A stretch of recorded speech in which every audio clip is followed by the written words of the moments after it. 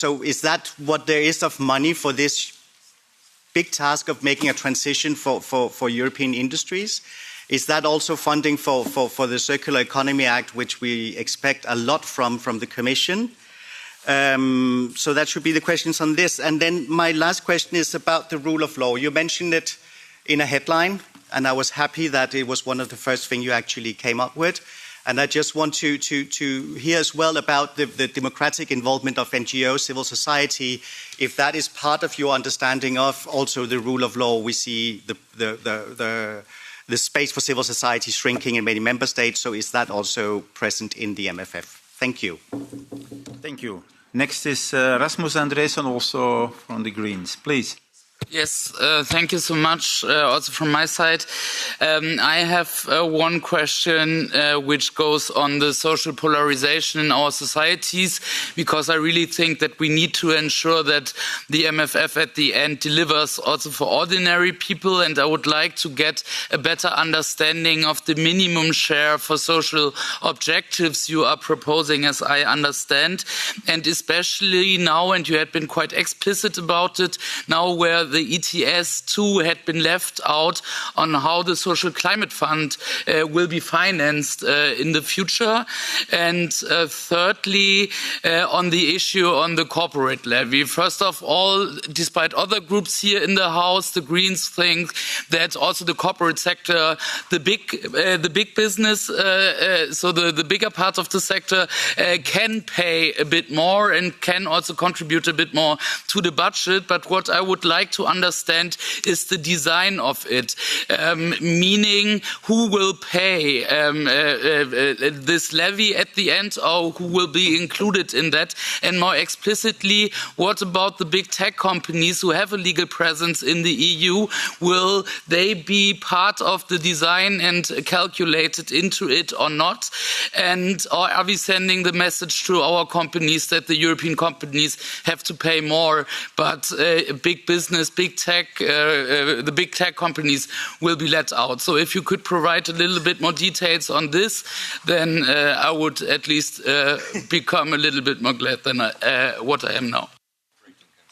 Thank you. Next is for the left, Mr. João Oliveira. Obrigado, Presidente. I'll speak in Portuguese.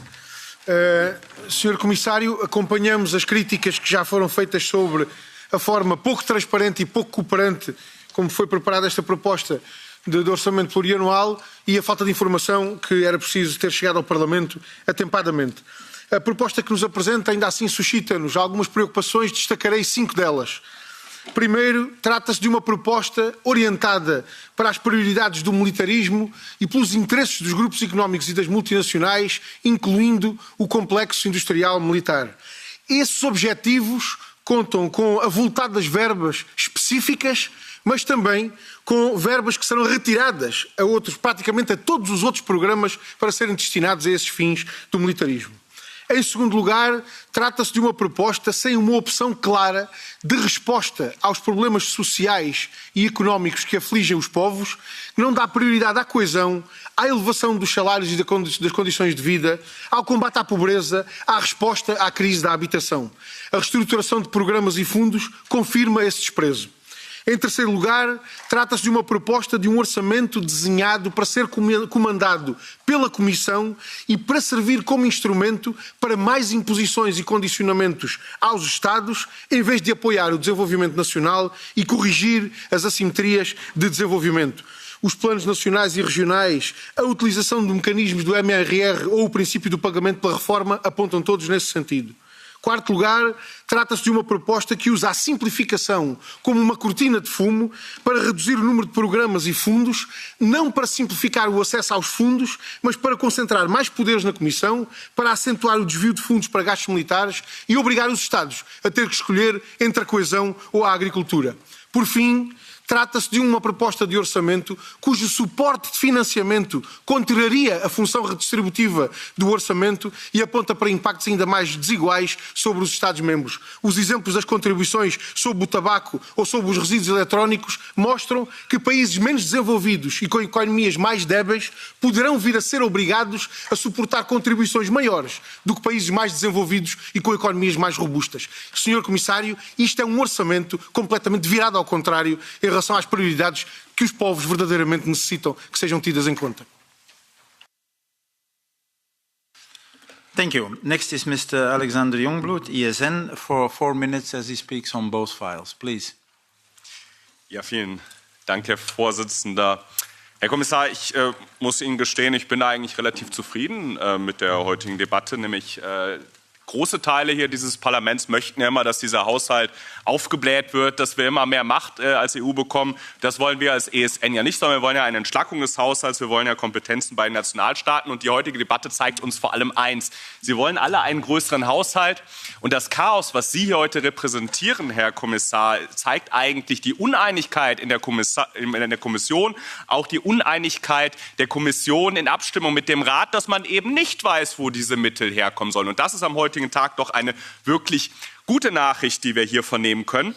Und vor dem Hintergrund ist auch ganz interessant, Sie haben uns wahrscheinlich keine Zahlen gezeigt, weil Sie uns keine vernünftigen Zahlen zeigen können. Wir haben irgendwelche Prozentzahlen gesehen. Absolut kann ich überhaupt nicht beurteilen, ob das, was Sie uns hier vorgeschlagen haben, irgendwie überhaupt tragfähig ist, den EU-Haushalt mittelfristig stützen zu können. Sie haben vielleicht auch als erste Frage, Sie haben gesagt, bei der Unternehmenssteuer soll grundsätzlich etwas geändert werden. Da würde ich Sie mal fragen, was Sie da ändern wollen. Dann haben Sie ja 2 ganz große Würfe hier aufgezeigt. Das ist einmal die Tabakindustrie soll besteuert werden, Elektroschrott soll besteuert werden. Also wenn das die großen Ziele sind, die wir als EU haben, um irgendwas zu richten, dann bin ich sehr optimistisch, dass das nicht funktionieren wird. Aber mich würde dann auch mal interessieren, warum wählen Sie eigentlich diese Industrien? Also mein erster Gedankengang ist, Sie suchen sich Branchen aus, die in der Bevölkerung wahrscheinlich relativ unbeliebt sind, wo die keine große Lobby haben. Und da sagt man, na gut, dann besteuern wir mal Tabak, dann besteuern wir mal Elektroschrott. Das ist das, was die Bevölkerung mitgeht.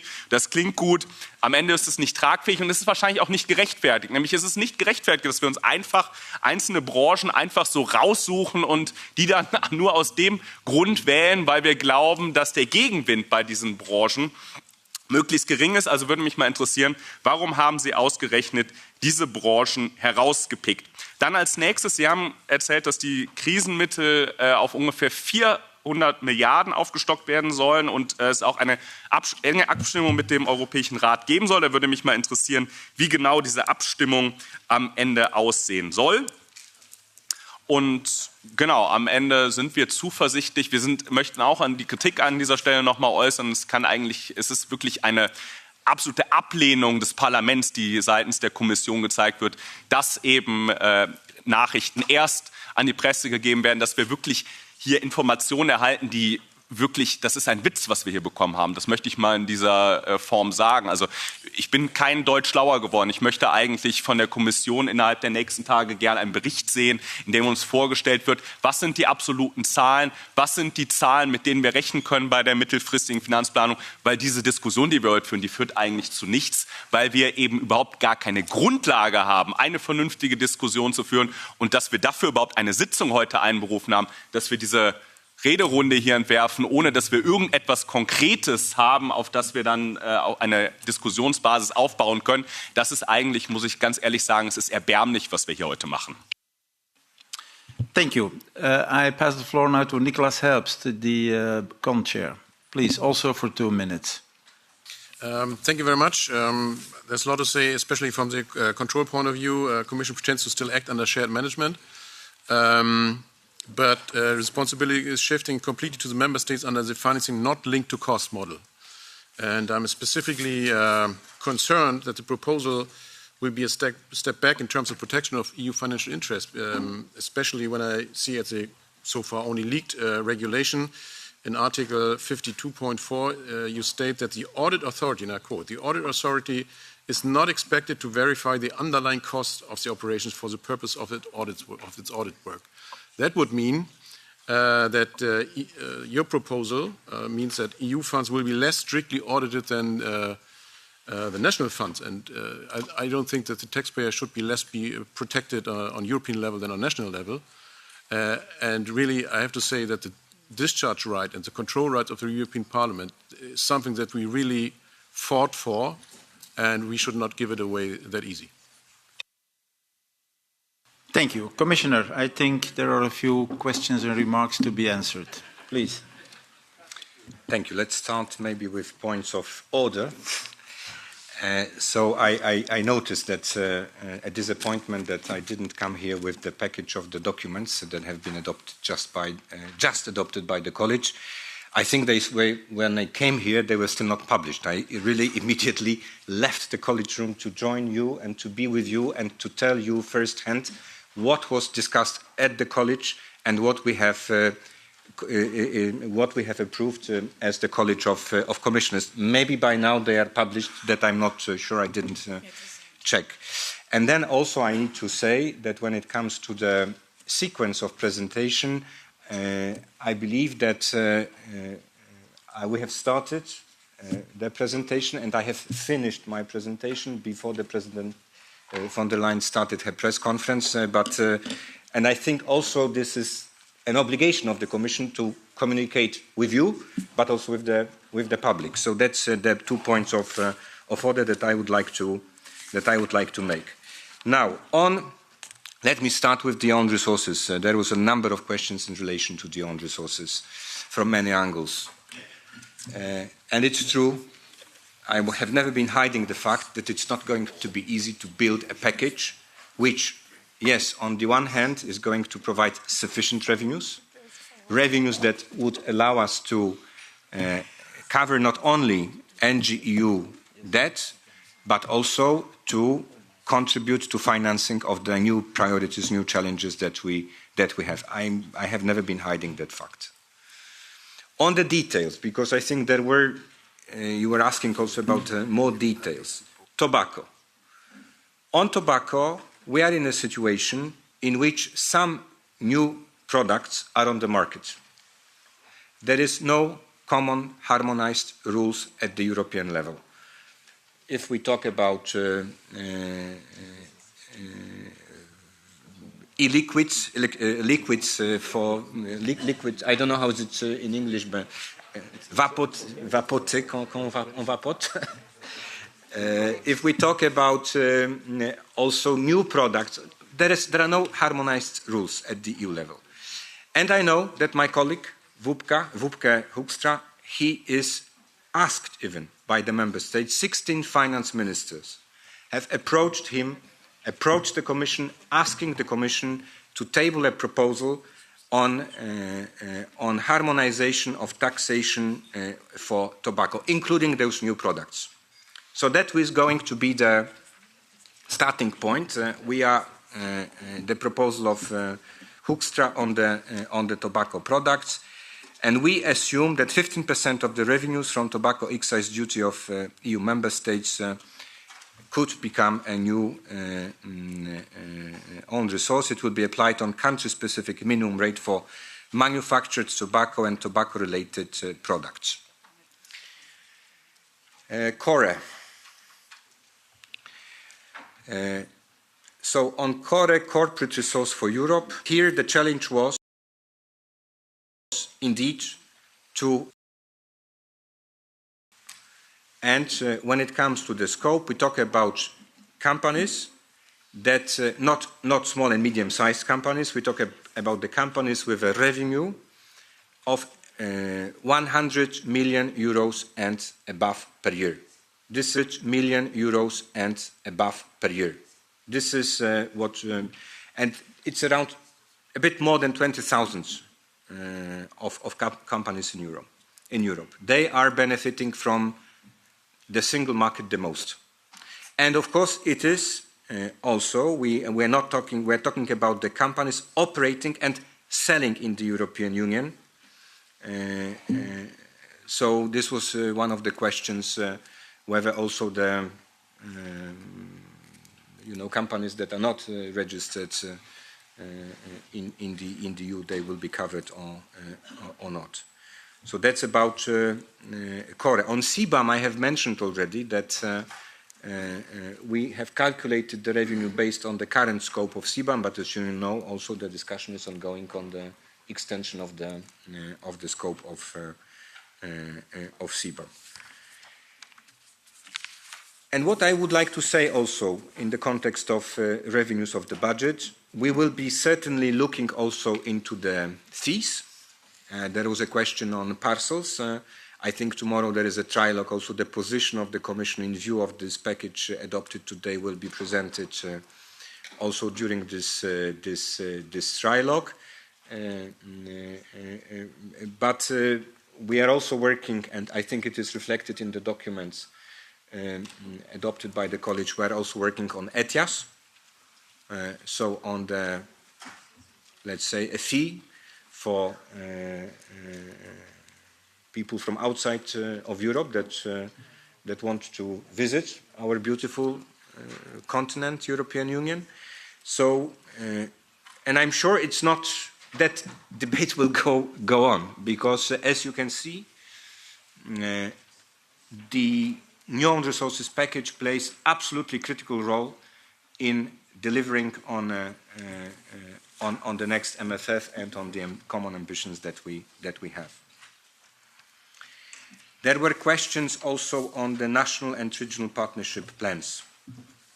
Their structure, I think it's what I didn't mention at the beginning, but I should have mentioned.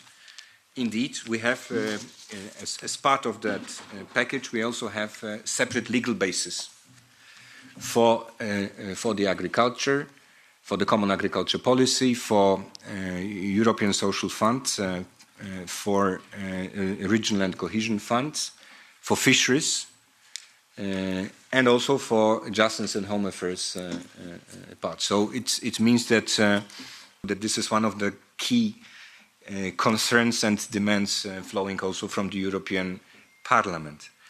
And when it comes to the financing, I think I have mentioned ESF, so that it's earmarking.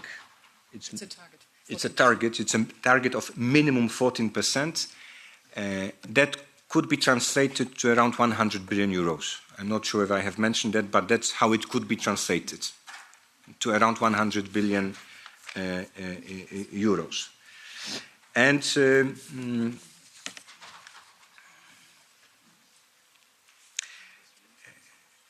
when it comes to, well, I mean, there is this strong argument that it is about renationalization.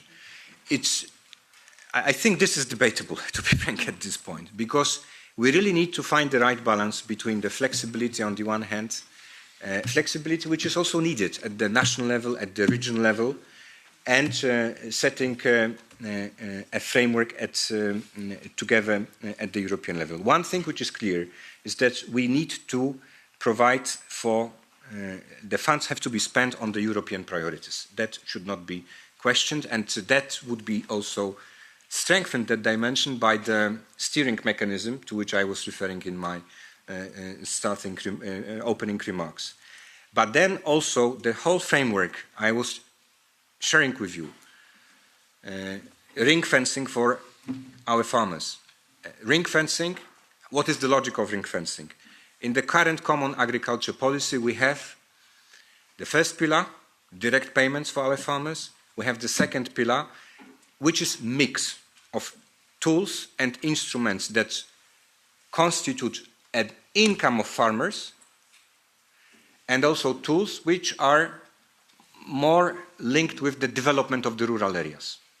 So everything which is about farmers' income, be it in the first pillar, be it in the second pillar, it will be ring-fenced. It will be guaranteed, also in the future MFF, that the incomes of farmers will be guaranteed. This is exactly the same logic when it comes to our fishermen. It also, everything which is about the direct income that our fishermen receive now is going to be ring-fenced and guaranteed in the future MFF. And the purpose is exactly that, to avoid uncertainty, to avoid unpredictability, because we know how important it is for farmers, for fishermen, to rely on the direct payments and other direct income support which flows from the EU budget.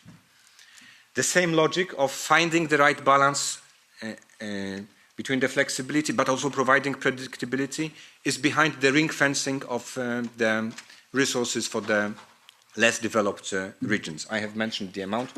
It's 218 or 16? 218 billion euros. That is the amount guaranteed for the less developed regions, which, as we all know, are at the core of the cohesion policy, and they should remain at the core of the cohesion policy, because the purpose of the cohesion policy is first and foremost the convergence.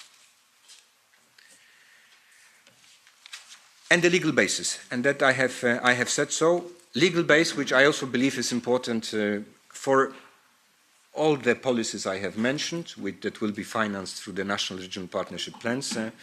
But in particular, I know also for this House, because once you have a legal base, I think you will also have an opportunity to engage various committees and various sectorial committees into the debate about the future of the policies we are talking about. Defense in space, I was also, this was present in one of the questions, that I was not precise enough. So I will try to be more precise. Defense and space, that is a separate window in the competitiveness fund. And in that window, we are going to have a bit more than 130 billion euros for defense and space, but also, let's be frank and let's be honest, many of the projects that we have on mind that are related to space, they are also about increasing our security. We talked about it a week ago. I was talking about the European Starlink, IRIS², that is going to be financed through this window. That is, of course, about communication, but it is also about our security. And we have witnessed that just a few months ago in the context of the war of Ukraine. The same refers to another satellite-related project, which is about the satellite surveillance system, where we are finalizing right now the scoping exercise on how that project should look like. So 130 billion euro in the competitiveness fund in this window, defense and space. That is the increase by the factor of 5. Then the second source of financing for defense is Connecting Europe facility. In Connecting Europe facility, we have right now for so-called military mobility. We all know what it is. It is about dual-use infrastructure. We also know that in the last few weeks, netted out a very detailed assessment of 500 hotspots, missing links when it comes to military mobility. So in the current MFF, we have 1.7 billion euro. In the next one, we are going to have 17 or 18, factor 10, 17 when it comes to military mobility. And the third source of financing, we're also opening up the possibility in the context of the national and regional plans. And we know it. You are working right now on the midterm review of the cohesion policy. And please note that within the framework of the national and regional partnership plans, we have also this opportunity. Here, I'm not able to predict to what extent member states are going to use that possibility, as I'm not able to predict which member states are going to apply for a loan from SAFE. But this is one of the priorities, and it should be incentivized. Talking about SAFE, talking about loan facilities, of course, defense efforts could also be financed through that catalyst mechanism that will be built also, so a loan facility that will be built also in the national and regional partnership plans. Defense, but also housing. And the truth is that when it comes to housing, and it was one of the questions, the fact that we are going to have, in a sense, a common pool of resources because the national regional partnership plans, they will, with ring fencings, with no, it's not earmarking for ESF, it's for social. It's targeting.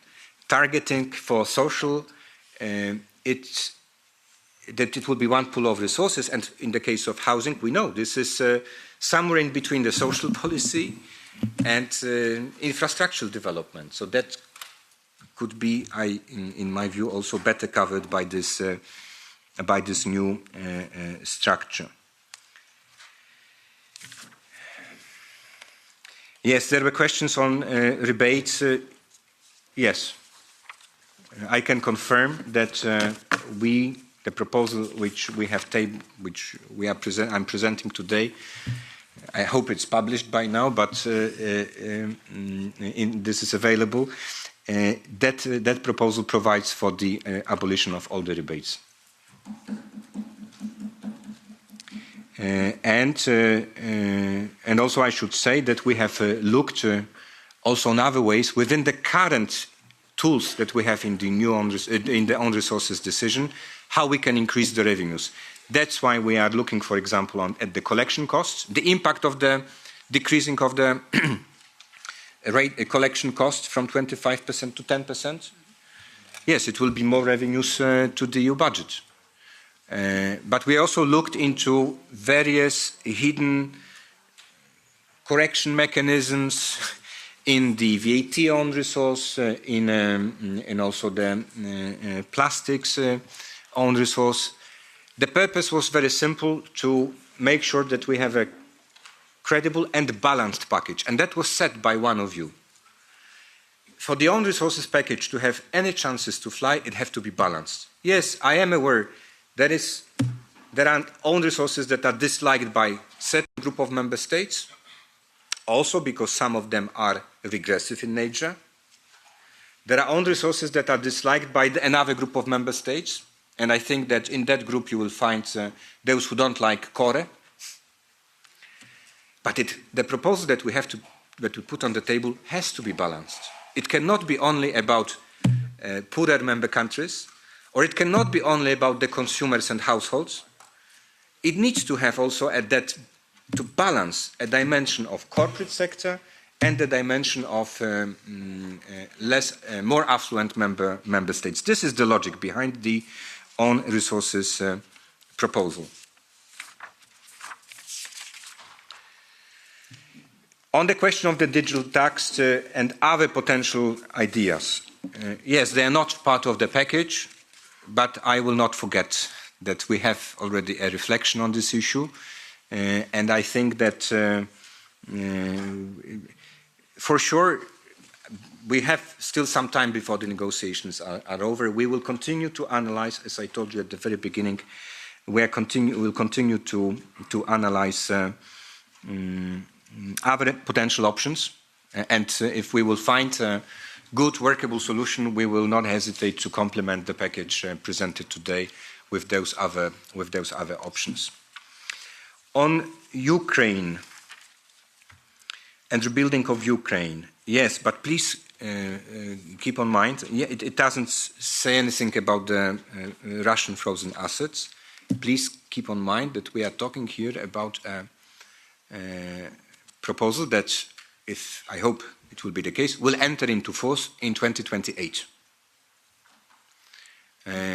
I believe, this is my guess at this point, that the question of the immobilized assets might be on the table well before that date.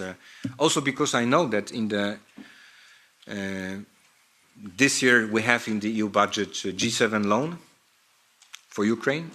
We have also quite a lot when it comes to Ukraine facility, but I know that it will be less in the next year budget, and it will be much, much less in the 2027. So the issue of Ukraine financing might be on the table even before the new MFF enters into force. And this mechanism is up to 100 billion euros. We are not able to predict right now what will be the financial needs when it comes to the reconstruction of Ukraine. There was also a question of enlargement. So here I would like to stress, yes, we have enlargement, the Europe window in the enlargement geography, that's how we call it, not window, in the global Europe, it provides for an increase of around 40%.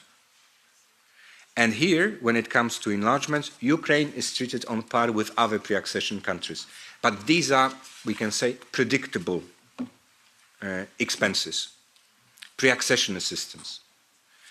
Reconstruction, that's why reserve. Reconstruction, there is a lot of unpredictability around this category, but we have to be ready for that, because we know it is one of the challenges which is in front of us.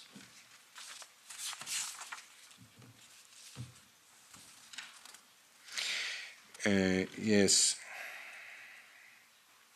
Local stakeholders and regional authorities. I think that I know that tomorrow Raffaele Fitto will have the presentation on the, at least that's what he told me. Maybe, I hope nothing has changed. We'll have the presentation on during the Regi committee. And it was very important for him to ensure, I should say, the status quo when it comes to the engagement of the regional and local authorities in the design,